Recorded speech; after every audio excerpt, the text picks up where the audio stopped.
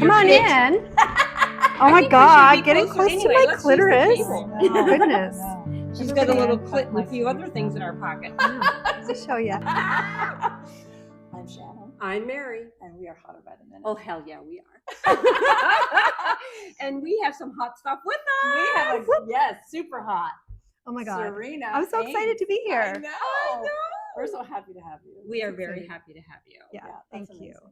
We have waited a while to have you. Oh, You're a busy lady doing all these other podcasts. I know, it's busy, but you know what? It's so fun to come in and just have conversations with other women about sex. So I'm into this anytime you want it. We are too, and into conversations as well. Yeah. Yeah. Sex and conversation. That's right. It is. That's right.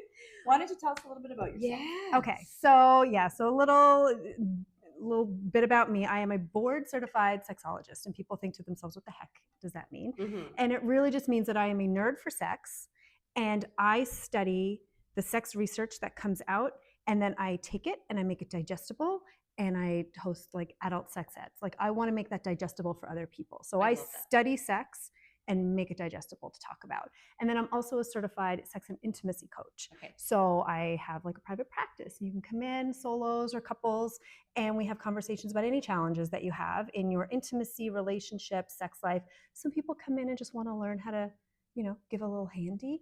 And other people, am I allowed to say that? Give a little handy? You can say whatever you want. I snuck it in, and I was like, this is one of the podcasts where you can actually say I was going to say, I'm like, you got to test the waters. I'm a pro at like testing the waters. Read the room a little bit. Some people don't know how to do a handy or how to do any of those things. Yeah, absolutely. And they're like, oh, I've had sex, but now I just want to have really great sex. Really great sex. So what the hell do I need to I learn stood on stage at a show that I did a couple of weeks ago, and I said, you know what, guys, I apologize, but this might ruin bad sex for you for the rest of your life. Because I don't stand for bad sex anymore, especially in midlife. Like, yes. I'm so done with it. We have a little saying that goes, you don't learn how to drive by watching The Fast and the Furious. You don't learn how to have sex by watching porn. That's right. But that's the sex that a lot of us have been having. Yes. It's very, so I'm like, no, we need to redefine what that looks like and expand our horizons a little bit. I love that. One of our biggest goals is to have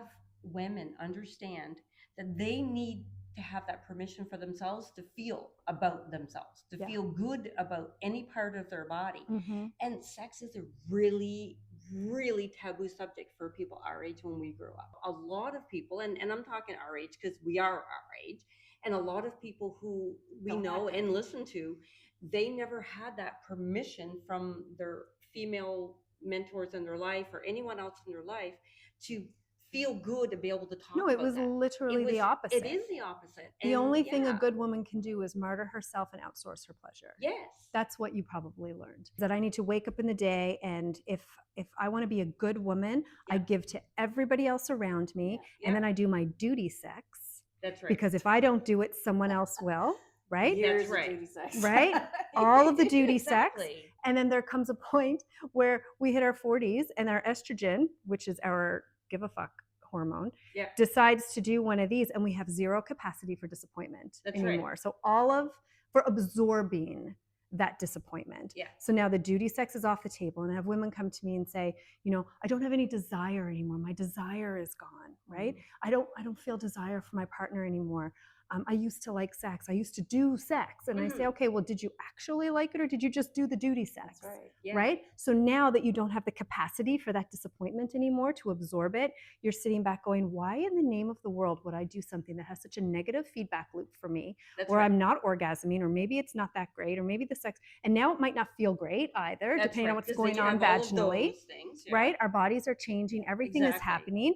And there's still like pressure on you to just perform sex rather than feel it. Yes. So that's kind of what I like to talk to women about. So I want to unpack a little part of what you were saying. And a part of that, and we had discussed like this before, is that the desire versus actually like that feeling of being, turned on. Yeah. So can you kind of define that a little bit more, because people use those words interchangeably, and for me they're not. Right. So what you're asking is desire as opposed to arousal. Exactly. Right. So for a lot of women, just in general, desire comes after arousal. But for a lot of men, arousal comes Before. first. Yeah. Okay. So what we call that is spontaneous versus responsive desire. Okay. And in our midlife, our responsive desire is just screaming because, like, if you grab my tits while I'm cooking supper again one more time, I'm going to burn the house down. Right? If my ass gets slapped while I'm bending over to fold a towel one more time, Yes. sir, you can go and find the boys out in the That garage. is not making us turn It's on. not sexy. Why do you not listen? Like slapping my ass when Right. I'm doing. See, like, I don't mind a slap in the ass. Depends man. on who you are. depends Depends on on who what's you going are. He's on. not getting anything. Right. But you I think, know, but I that's the think way a it lot is. of partners, male or not, but we can say male because for us, Yep. and I'm not saying this is about my partner, I'm just saying partners in general, sometimes they think that's like a foreplay. They do. But honey, it ain't foreplay. Yeah. Turn on It's some true. music, whatever, figure out what your lady or your partner wants, Yeah. and do it. Yeah. Because you're gonna have much better sex. Right. So At the end. spontaneous desire is that idea that, you feel like you want to have sex, your body kind of goes, yeah, I could have sex. And then you execute the initiation of going to have the sex. Yeah. Okay. Spontaneous desire. I'm horny. I want to do it. I'm going to find a person to do it with. That's right. Even if she's cooking supper. We can figure it out. Right? Responsive desire is when one of those things are not in line. Yeah. So either your head, how many of you could say, I have been sitting on the sofa at the end of the night and everything's there and I go, okay, I could have some sex right now. Like my body kind of feels like I could do it and he's right there and I could reach over, but then I've got to like do the laundry tomorrow and then, oh my God, then I'm going to be awake all night. And if I haven't orgasm, but if I don't, then I got to, and then he's going to feel, and all of those things are happening and your brain just shuts you down and the answer is no. Exactly. Okay. So that's one disconnect. And the other disconnect is that your brain says, I want to do it. Look at it. I just cannot wait to get my hands on that person. And you go to initiate, but there's something in your body that's not, quote, working. Mm-hmm. Okay. So maybe you don't feel lubricated. Maybe you don't feel like you're getting, a little boner, or maybe you don't feel like your body is doing the thing, not knowing that sometimes with responsive desire, we need a minute to warm up. Yeah. So, I have a little method. Can I talk about this little 5-minute method? So I think a lot of people are going to be very interested in this part because this can almost just be, I'll put puns into the tip. It's a tip. It's just the tip. It's just the tip. It's just the tip. So the idea is, and this huge disclaimers before I say this, because I'm not going to lie, I got called out on a podcast a couple of weeks ago. Somebody commented on the podcast I did because of the clip that they posted and was like, this is really like giving sexual assault and giving pressure. And I had to write, they were a therapist, and I had to write them back and be like, context is everything. It is. And, here's the evidence-based practice that we're basing this on, yada, yada. Anyways. It's just a little 5-minute method. That's what I call it. It's so creative. 5-minute method. And it's between partners. Now you have already had the conversation. You've already come into the office, or maybe you've already done the thing, and you've said to each other, I think I have responsive desire versus spontaneous desire. I think there's a mismatch here.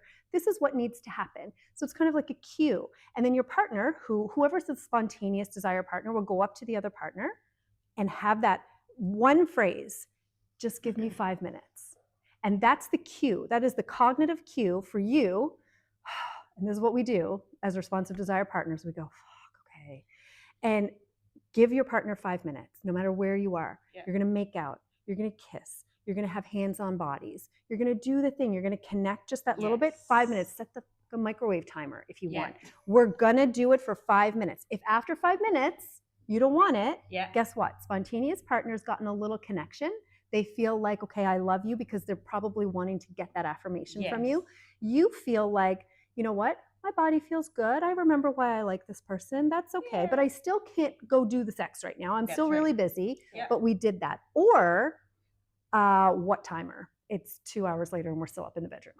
Like however your body responds to it. But it's a really nice way for that responsive desire partner to allow this this cohesiveness to start to happen, rather than letting one dictate what is going to happen, because your brain will always keep you, quote, safe. And that safety is even if you have laundry to do and you don't want to take your mind off it. Because, and I feel like that the more we have to do, or like with also everything else in our body going on at our age, the more in our brain, the less we can concentrate on what we want to do. If your partner can understand that, give me 5 minutes, give me Yeah. 10 minutes, like I need to prepare for this because my brain does not stop. Yeah, and it takes the pressure off of having to perform afterwards. Yeah. It's a non-goal oriented exercise that you Yeah. can do together, where usually if your partner comes and starts kissing on you, immediately your brain goes, oh god damn, I gotta go have the sex now.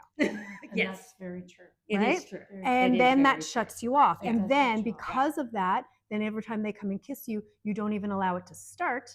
So your partner feels rejection. That's right. You look like a prudy, cold, whatever. And now there's resentment between there them. is. And Yeah. everybody's just feeling hurt. Yeah. So what this does is just kind of gives you a connection. It gives non-goal oriented pleasure and Yeah. connection so that you can have that. And then It goes who knows? where it Maybe you're the goes. one on Tuesday who goes back to your partner and goes, can I just have 5 minutes? And because a lot of women who don't know how to initiate or don't feel comfortable initiating, because that's been Exactly. ingrained in us in a really Yeah. long time too. Because if you want sex, you're a slut, but you gotta want sex if you want to keep your husband. Right. So you can be sexy but not too sexy, be pretty but not too Yeah. pretty, be successful but don't talk about it. Make it make sense. It's So all true. of those, Yes, all of those things are exist. they do it, and they exist even nonverbal. Yes, of course. It's like how people dress and how they think that they're supposed to dress, and how what's acceptable Yep. at an age. And girl, be you. That uncomfortable and confusion is literally your brain rewiring itself. Yes. Right. So I tell my children that all the time. There's a lot of couples that I work with, and they say, I feel really foggy. Like I don't remember the things that are going on, and it feels really hard. And I go, yeah, well, you're going to have to choose your hard, right? Because it's either going to be really hard to get a divorce and hate each other or live together for the rest of your life in resentment, or it's going to be really hard to rewire your brain into thinking in a new way. And the couples that I work with at this point, like I'm 47, you guys are about, we're within 10 years of each other. 40, sorry, 10 years below me. Sorry, below me. So I'm the oldest one here. But like in those brackets of long-term relationships, sometimes we've been together 15, 20 years now already, right? Yeah. So we have all of these habits that are created, plus everything you were talking about. Like I didn't talk about sex growing up. I just did the duty sex forever. Right. And now all of a sudden you're just like, I don't want to do the duty sex. And people are like, how can I even have an orgasm? How many women have come to me and said, I never even had an orgasm? I can't. But there are people. What?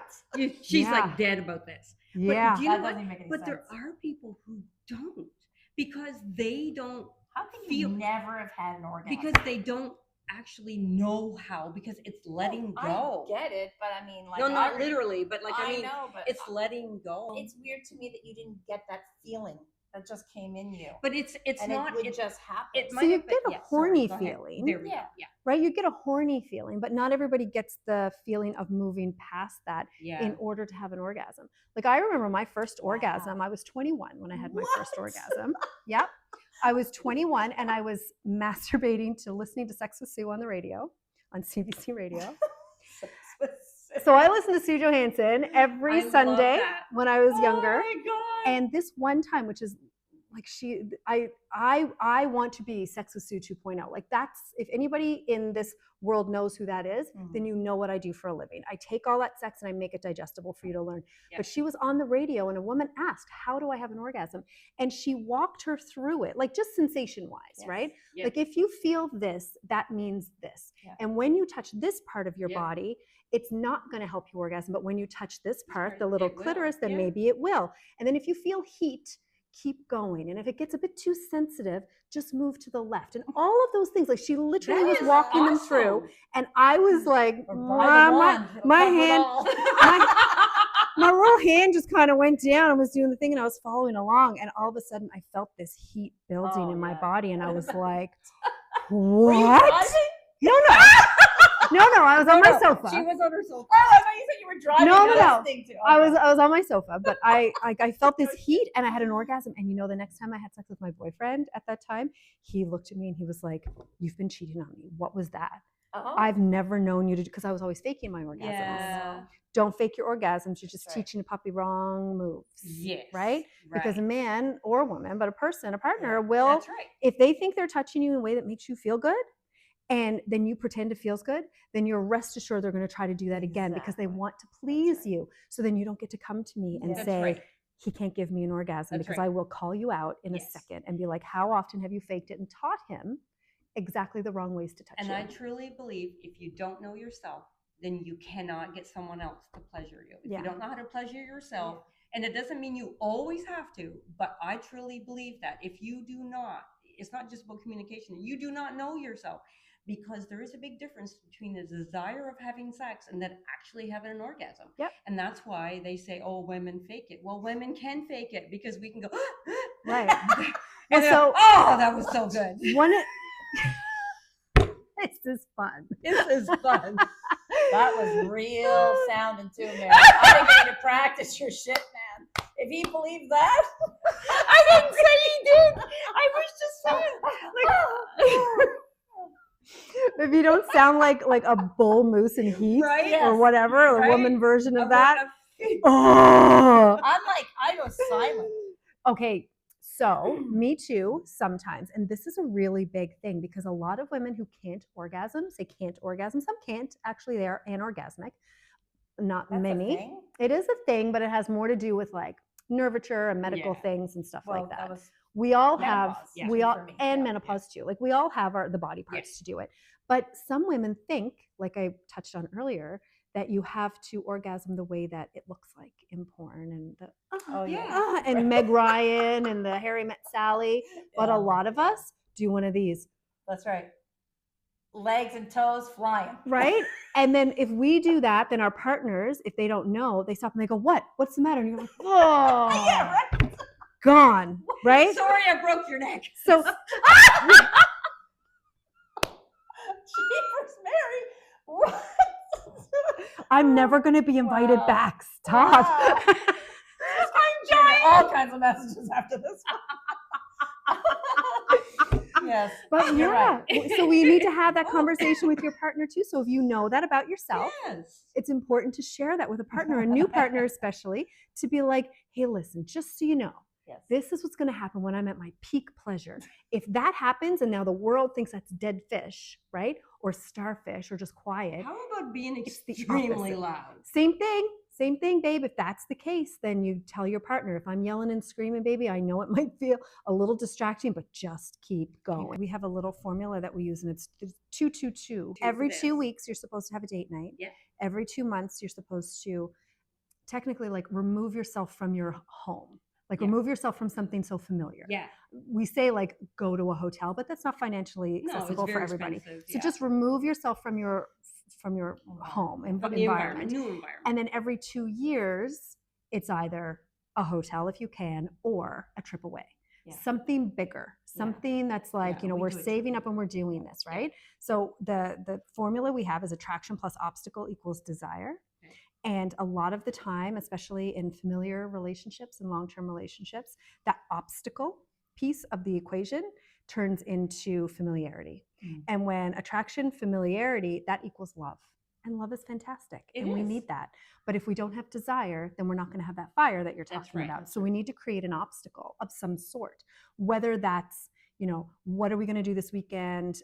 You're planning the date and I don't know what it is. We're going to do something novelty based, like something neither one of us have ever done before.